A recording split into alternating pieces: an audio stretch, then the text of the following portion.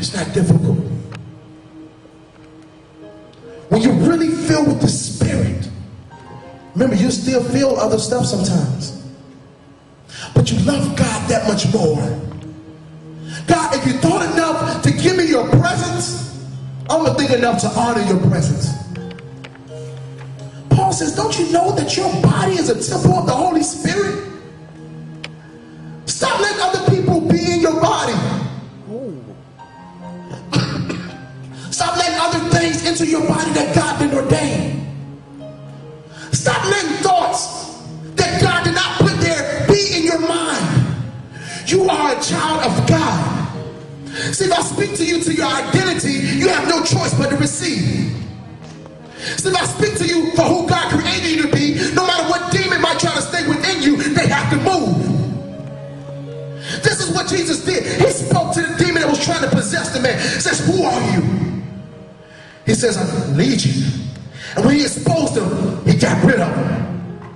I will venture out to say this. You won't be able to get rid of the stuff in your life until you identify the stuff in your life. You won't be able to be filled with the Holy Spirit until you make room for the Holy Spirit. The Holy Spirit can be there. It could be like the little bit of 2 ounces out of a 16-liter bottle. It's there, but it don't have much effect. And when I'm talking about filled with the Holy Spirit, I'm talking about from your toes all the way to your head.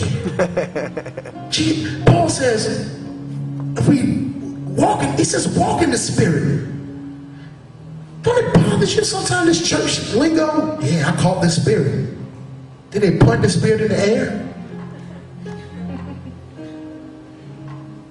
What if I walked in the Spirit? This means when I came in church as a worshiper. Because we worship in spirit and in truth.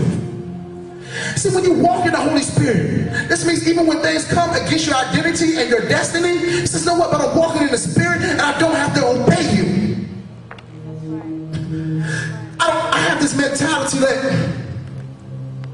when I deal with stuff in my own life, I look at it like it's an opponent, because it is. And you look at Peter, he says, be ye sober, vigilant, and watchful. Because your adversary, the devil walks around like a roaring lion.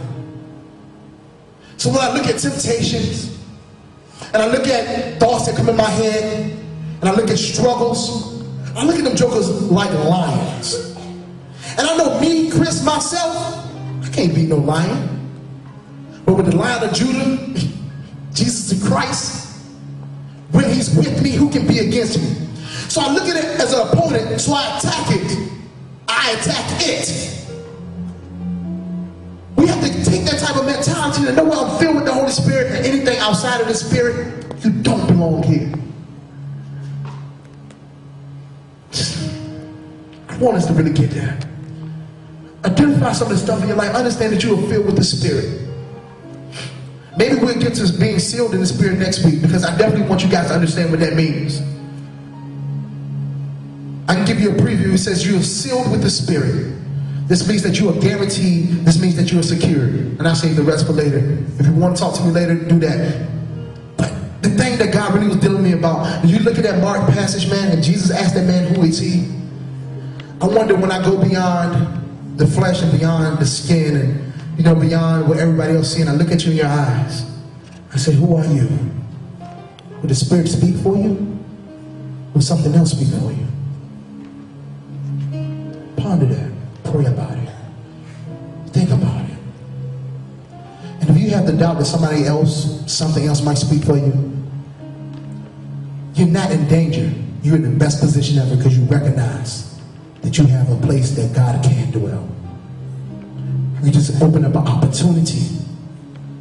Every time we see opposition, that's an opportunity. So let's be glad. And let us understand the joy and the power and the function of the Holy Spirit. And we can stand to our feet. And I just ask that you just join in to worship with us. And as Derek ended up saying,